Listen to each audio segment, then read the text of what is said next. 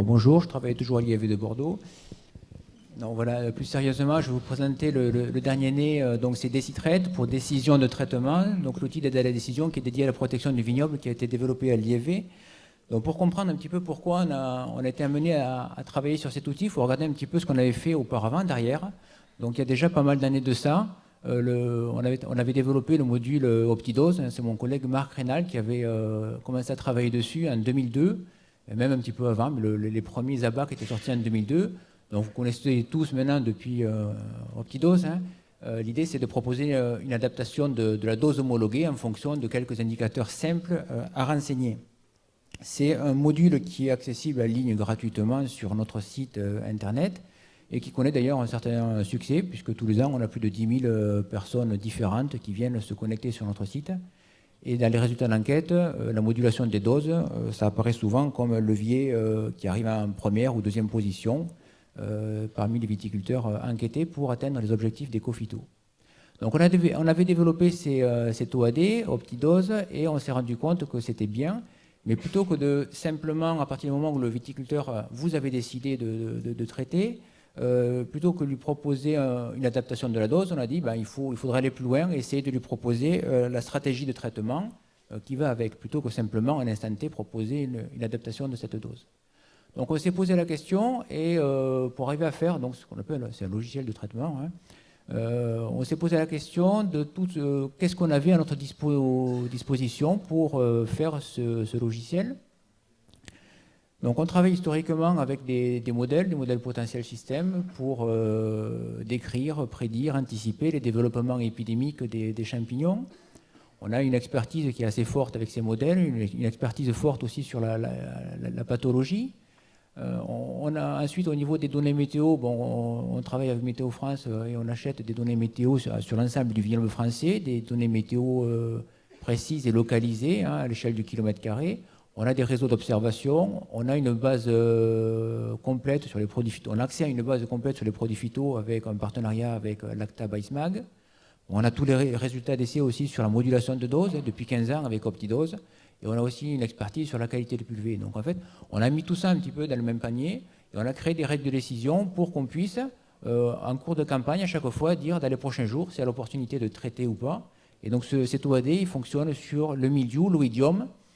Le black rot, je l'ai mis un petit peu je l'ai pas mis en gras parce qu'en fait, on va pas déclencher les traitements spécifiques black rot, on va uniquement dire si les produits mildiou ou oïdium ont une efficacité faible, moyenne ou forte vis-à-vis du black rot. Et on a également un OAD donc botrytis. Donc ce projet, c'est un projet qui a regroupé différents partenaires, des partenaires de la recherche, l'INRA, l'IRSTEA, Supagro, des partenaires du développement, des chambres d'agriculture et des lycées, les 3 lycées qui sont mentionnés ici, donc établissement de formation, et le tout bien sûr piloté par l'IAV. C'est un projet qui a débuté en 2015 pour s'achever en 2018. Et dans la foulée, il y a un tuilage avec un projet éco-phytotransfert qui s'est monté. Et l'idée, c'était plutôt de tester l'OAD dans des régions où on ne l'avait encore jamais testé, et puis pour essayer de faciliter son transfert à la profession, trouver sous quelle forme il fallait le développer, qu'est-ce que les gens attendaient. Et donc là, on s'est associé avec plutôt des chambres d'agriculture qui sont plus proches de la profession, et puis quelques caves coopératives aussi pour développer notre OAD. Donc ça, c'est le premier réseau d'essai du projet CASDAR 2015-2018, où on le testait majoritairement sur le sud-ouest. Et ça, c'est le deuxième réseau d'essais biologiques. Vous voyez, on est présent à peu près sur l'ensemble des régions viticoles françaises, sauf en Champagne et en Alsace. Mais dès cette année, on devrait avoir au moins quelques parcelles en Alsace. Donc, je vais vous présenter le schéma de fonctionnement général de DeciTrade. Donc, il y a un certain nombre d'indicateurs à renseigner, qui sont peu nombreux et simples. C'est la localisation de l'exploitation, c'est savoir si on est en culture bio ou conventionnelle, la date de récolte prévue, ça c'est pour essayer d'évaluer l'opportunité de renouveler le traitement au mois d'août, et finalement pas grand-chose de plus. Il y a certains indicateurs qui sont obligatoires, ce sont ceux-ci, et puis après certains qui sont optionnels, par exemple l'état sanitaire. Bon, le leitmotiv de notre outil, c'était de faire quelque chose qui soit vraiment simple à utiliser pour le viticulteur. On ne voulait surtout pas faire d'usine à gaz. Et voilà, quelque chose de très simple, par exemple, pour renseigner l'état sanitaire, donc on n'est pas obligé de le renseigner, mais si on observe des développements épidémiques, bon, c'est quand même intéressant de le renseigner. Donc on a fait une échelle de 0 à 5 avec des classes, et voilà, il n'y a pas d'observation précise, longue à réaliser. Donc comment ça fonctionne? Donc l'OAD fonctionne tous les jours, hein, en permanence, et donc il interroge les modèles de prévision de risque pour savoir s'il y a une protection qui est nécessaire. Donc si les modèles nous disent ben, oui, on prévoit des contaminations, bon, on va se poser la question, est-ce que ma vigne est déjà protégée par un traitement antérieur? Donc en fait, on regarde le dernier traitement, les derniers traitements qui ont été faits pour voir s'il y a toujours une rémanence. Et là, en fait, la rémanence est calculée en fonction de différents paramètres. Donc on a fait des règles expertes, hein, en partenariat avec les différents partenaires pour les produits. Donc les rémanences sont en fonction du produit qui est utilisé, bien sûr, du stade phénologique, de l'état sanitaire et des cumuls de pluie. Donc on a fait tout ça pour chaque type de produit. Et donc si on est protégé, bon, ben, très bien, on ne traite pas. Et puis si on n'est pas protégé, donc on va renvoyer sur le module OptiDose qui a été intégré à notre outil, Decitrate, qui va proposer une adaptation de la dose. Et donc après, on rentre le traitement qui a été fait, et ainsi de suite. Si les modèles nous disent non, a priori, il n'y a pas de contamination très importante à venir sur la semaine prochaine, on interroge quand même d'autres règles de décision qui ne s'appuient pas sur les modèles. Parce que les modèles, ils sont bien, ils sont intéressants, il faut les utiliser.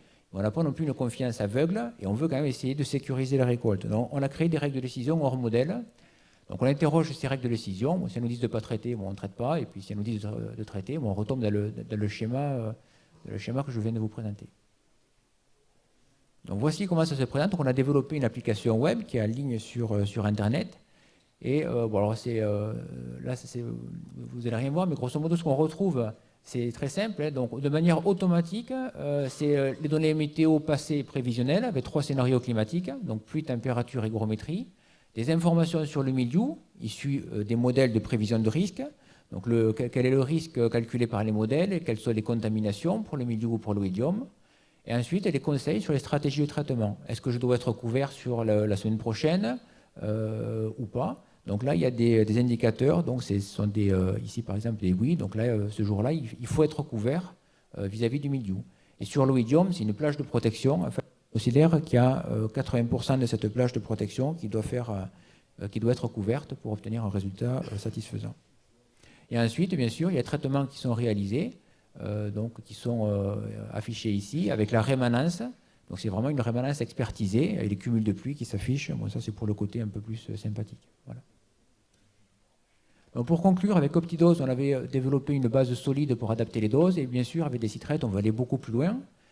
J'en ai pas parlé, mais on a également développé dans Decitrate un petit module OptiDose cuivre qui indique une quantité de cuivre métal appliqué, compte tenu des incohérences d'homologation sur les produits cupriques, avec des produits qui sont homologués à 700 grammes hectare, d'autres à 1005, d'autres encore à 5000. Donc ce n'est pas cohérent de proposer une adaptation de la dose. Donc là, on propose une quantité de cuivre métal appliqué. C'est un petit module qui va encore évoluer. On va essayer de le retravailler avec différents partenaires pour l'améliorer. Decitrate, qu'est-ce que ça fait?